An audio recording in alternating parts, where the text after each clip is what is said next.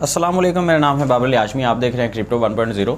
आज हम फिर से एनालिसिस करते हैं बिटकॉइन और इथेरियम का डिटेल के साथ। इस वीडियो को पूरा देखेंगे तो आपको मार्केट का बहुत अच्छे से आइडिया हो जाएगा कि बीटीसी अगर आपने बाई करना है या कोई भी कॉइन, तो आपको पता चलेगा कि आप किस पॉइंट के ऊपर उसको जाके बाई करेंगे तो आप प्रॉफिट में रहेंगे और उससे ज़्यादा नीचे जाने के चांसेस नहीं है। वैसे तो मार्केट कहीं भी जा सकती है, लेकिन जो हम बात कर रहे हैं कि चांसेस नहीं है, इसका मतलब ये होता है कि वहाँ से मार्केट ऊपर आने के बहुत ज़्यादा चांसेस होते हैं। तकरीबन 80% 70% चांसेस हैं कि मार्केट वहाँ से जो है वो रिकवरी कर जाएगी। ठीक है, तो हम बात करते हैं सबसे पहले जो बिटकॉइन का हमारे पास इंडेक्स है BLX, brave new coin liquid index for bitcoin, BNC। अच्छा, इसका मैंने आपको पिछली वीडियोज़ में भी बहुत दफ़ा जिक्र किया आपके साथ कि जब तक ये 200 की जो मूविंग एवरेज की लाइन है, इसको तोड़ के ये कैंडल एक वीक की ऊपर नहीं चली जाती, कम से कम एक वीक इससे ऊपर नहीं चला जाता, तो हम बिटकॉइन को बुलिश नहीं समझ सकते। वो कैंडल चाहे छोटी बने चाहे बड़ी बने, जितनी भी कैंडल हो, इसके ऊपर चली जाए और बाद में इसके ऊपर ट्रेड होना शुरू हो जाए, तो हम बिटकॉइन को बुलिश नज़र से नहीं देख सकते। खैर, अगर इसको तोड़ के आता है तो दूसरा ऑप्शन हमारे पास है एक सपोर्ट का, जो कि सपोर्ट इतनी कमज़ोर नहीं है कि इसको तोड़ना कोई इतना आसान है, लेकिन फिर भी पिछली दफ़ा बिटकॉइन ने इसको तोड़ दिया था, ये देखें। और ये सपोर्ट कमज़ोर क्यों नहीं है उसकी वजह सुन लें। जब भी कोई कॉइन अपना ऑल टाइम हाई बनाता है, जैसे कि ये ऑल टाइम हाई बना था, तकरीबन ये बना था 19,800 के करीब, ये पिछला ऑल टाइम हाई था। इसके बाद ऑल टाइम हाई बना है तकरीबन 69,000 के करीब, ये देखें 69,000 के करीब। तो अब ये जो ऑल टाइम हाई पिछला बना था हमारा, इस बात के ऊपर आपने गौर करना है। कोई भी कॉइन ऑल टाइम हाई बना के दोबारा अगर ऑल टाइम हाई बनाता है, तो फिर से अगर वो वापस आता है तो उस ऑल टाइम हाई को वो तोड़ता नहीं है। ठीक है, ये इसका एक रूल होता है कि उसको नहीं तोड़ता। ये तकरीबन 90% चांसेस होते हैं कि वहाँ से रिकवरी हो जाए, लेकिन ऐसा नहीं हुआ और मार्केट ने इसको एक दफ़ा तोड़ के ख़ुद को थोड़ा सा नीचे लाने की कोशिश की। अब जहाँ पे हमारे पास एक मेजर सपोर्ट और भी थी, वो सपोर्ट कौन सी थी? यहाँ पे देखें, ये 300 की मूविंग एवरेज की जो लाइन है, ये एज अ सपोर्ट काम कर रही है और ये पिछली भी तकरीबन 2-3 दफ़ा हिस्ट्री में भी अगर आप देखते हैं तो ये देखें यहाँ पे भी काम कर चुकी है और इससे पीछे भी काम कर चुकी है। खैर, हम बात कर रहे हैं कि अगर BTC जो है वो 200 की मूविंग एवरेज से ऊपर नहीं जाता, तो सबसे पहला बुरा साइन तो ये है। दूसरा बुरा साइन ये है कि इस अगर सपोर्ट को तोड़ के नीचे आ जाता है तो हमारे लिए बहुत बुरा साइन है। लेकिन एक अच्छी खबर यह है कि BTC मज़ीद 300 की मूविंग एवरेज की लाइन को अगर एज आ सपोर्ट यूज़ करता है, तो फिर भी 16,800 के करीब एक सपोर्ट हमारे पास बनेगी, जो कि फिर भी काबिल बर्दाश्त है। लेकिन अगर खुदा न खास्ता इसको भी BTC ने तोड़ दिया, मार्केट में सेलिंग प्रेशर अगर बहुत ज़्यादा हो गया, S&P 500 ने और NASDAQ ने अगर रिकवरी ना की, अमेरिका की जो स्टॉक एक्सचेंज है अगर उन्होंने रिकवरी ना की, तो BTC मज़ीद नीचे जाएगा। और ये 300 की मूविंग एवरेज की लाइन की सपोर्ट को तोड़ के अगर BTC नीचे गया, तो ये देखें नेक्स्ट जो सपोर्ट बनेगी वो 10,400 के ऊपर बनेगी, 10,400-300 के ऊपर तकरीबन सपोर्ट बनेगी। और ये सपोर्ट भी काबिले एतमाद नहीं है।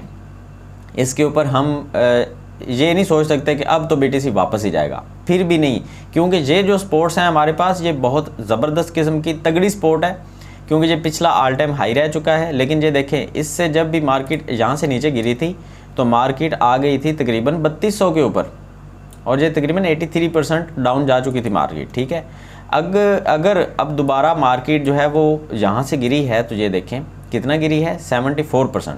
मज़ीद अगर नीचे आती है तो इस लाइन के ऊपर भी आती है तो 75% डाउन गई। ठीक है, या इससे भी थोड़ी सी ज़्यादा बनती है तकरीबन। मैं यहाँ पे आपको दिखा देता हूँ, यहाँ तक यहाँ पर ये देखें, यहाँ पे तकरीबन बनती है 75.7%, तकरीबन 75% आप कह सकते हैं। ठीक है, तो अगर मार्केट यहाँ से मज़ीद नीचे गिरी तो उसका रिज़ल्ट ये आएगा कि मार्केट आ जाएगी इस पॉइंट के ऊपर, जो कि 84% बनता है, जो कि मुझे लग रहा है कि मार्केट जो है वो हमें ये शक्ल भी अपनी दिखा सकती है।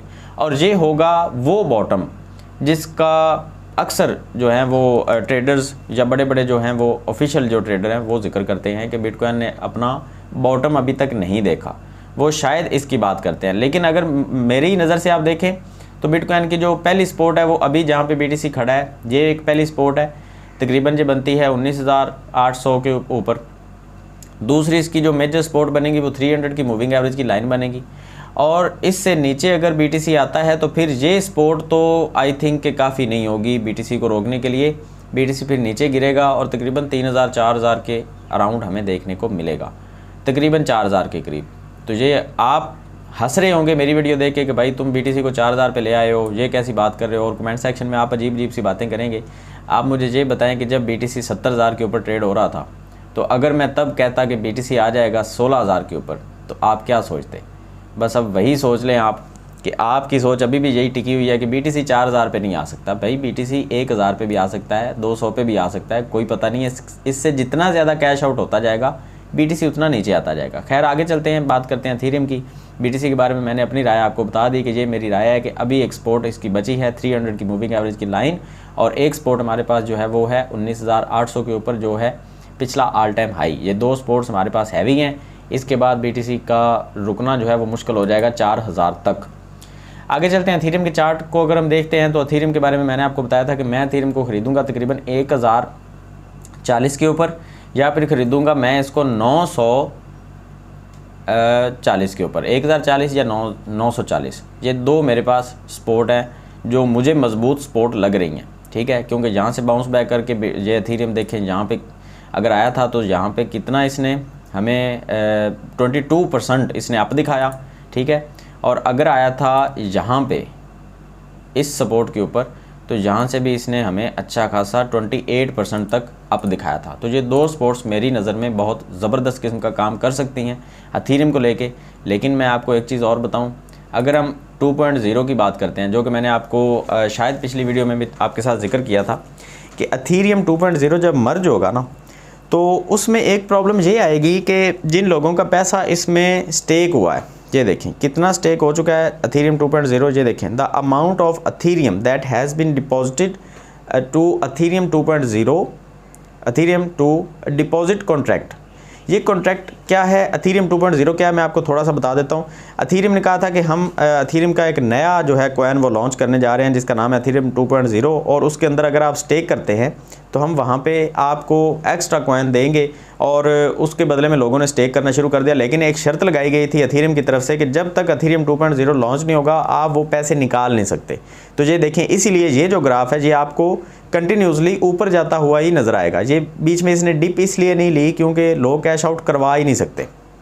अब हुआ क्या कि अभी तक टोटल जो इसके अंदर अमाउंट एथेरियम जो इसके अंदर स्टेक हो चुका है, क्योंकि लोगों ने एथेरियम ख़रीद के इसके अंदर स्टेक किया था, तो एथेरियम क्योंकि जो इसके अंदर स्टेक हो चुका है वो तकरीबन बनता है 12.9 मिलियन एथेरियम, ठीक है। तो एक एथेरियम की कीमत आप लगा लें $1000 है, 1000 से ऊपर ये भी चल रहा है, तकरीबन $1100 के करीब चल रहा है एथेरियम। ये देखें तो 13 मिलियन एथेरियम इसके अंदर स्टेक हैं। तो कितनी बड़ी अमाउंट बनती है, जो कि एथेरियम 2.0 जब मर्ज होगा तो लोगों को इजाज़त मिलेगी जहाँ पे अनस्टेक करने की, और जैसे ही एथेरियम जहाँ से अनस्टेक हुआ तो एथेरियम की प्राइस एकदम से नीचे गिरेगी। और वो प्राइस कहाँ तक जा सकती है, मैं आपको थोड़ा सा यहाँ पे एक और चीज़ दिखाना चाहूँगा। आज हम एथेरियम का भी लिक्विड इंडेक्स खोलते हैं, जैसे हमने BTC का ये लिक्विड इंडेक्स देखा है ना, इसी तरह से एथेरियम का भी लिक्विड इंडेक्स है, ठीक है।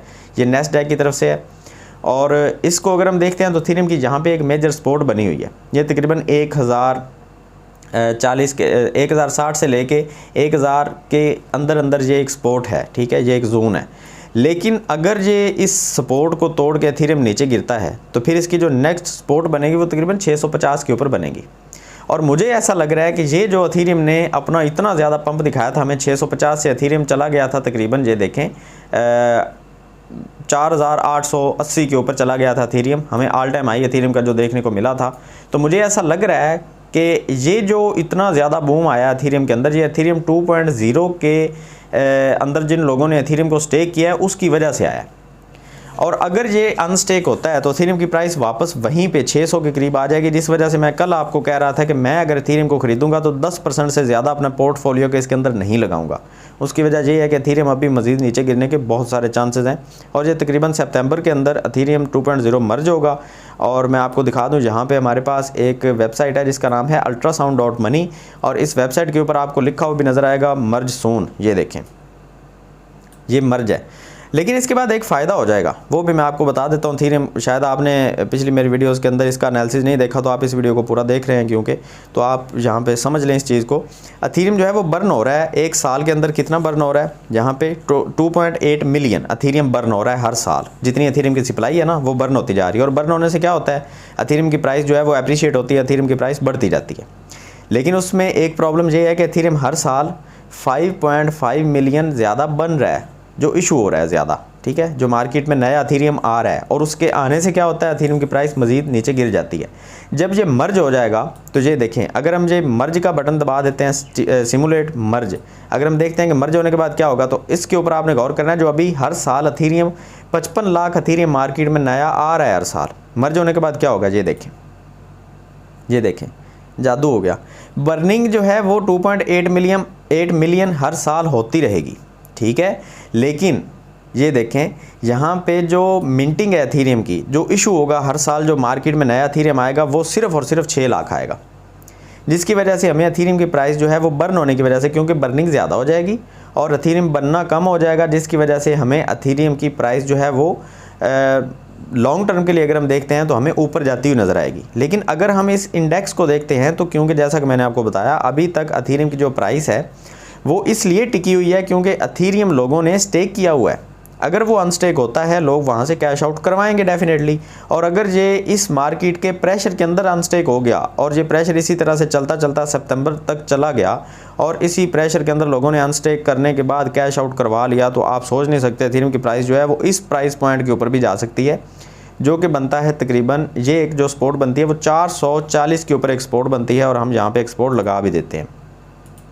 एक सपोर्ट ये है, एक ये है और एक ये है, ये 3 मेजर सपोर्ट हैं, और ये तीनों अगर काम करती हैं, पहली काम करती है तो फिर तो ठीक है, लोग अगर कैश आउट नहीं करवाते, लेकिन करवाएंगे, ये हमारी सोचने की बात है कि नहीं करवाएंगे, लोग लाजमी कैश आउट करवाएंगे। जिन लोगों के पैसे फंसे हुए हैं वो नुकसान से भी निकलेंगे और वो प्रॉफिट के साथ भी निकलेंगे।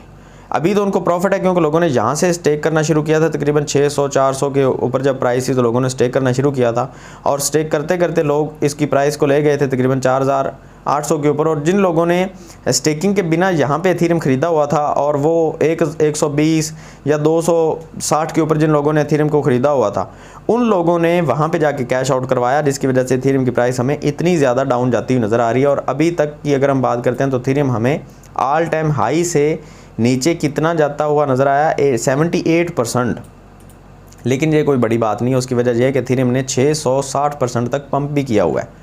खैर, मेरा मानना यह है कि एथेरियम के अंदर आपने अगर इन्वेस्टमेंट करनी है तो सितंबर तक आप ज़्यादा इन्वेस्टमेंट ना करें। लॉन्ग टर्म के लिए ख़रीद के रखना चाहते हैं तो मर्ज के बाद ख़रीद के रखें, आप वहाँ पे कैश आउट लोगों ने जो करवाना है उसका वेट करें। और बिटकॉइन के अंदर अगर आपने इन्वेस्टमेंट करनी है तो आप इन सपोर्ट्स को लाजमी देखते रहें। अगर ये सपोर्ट टूटती है, बिटकॉइन नीचे आता है, तो शॉर्ट की पोजीशनें बहुत सारी ओपन होंगी, जिसकी वजह से मार्केट में मज़ीद सेलिंग प्रेशर फैलेगा और उसकी वजह से BTC मज़ीद नीचे गिरेगा। तो आज के एनालिसिस में फ़िलहाल इतना ही, बाकी हम कॉइन्स का एनालिसिस करते रहेंगे। आप बताएं मुझे कमेंट सेक्शन में कि कौन से कॉइन का एनालिसिस करूँ। तो मिलते हैं नेक्स्ट वीडियो में, दुआ में याद रखिएगा। अल्लाह हाफिज़।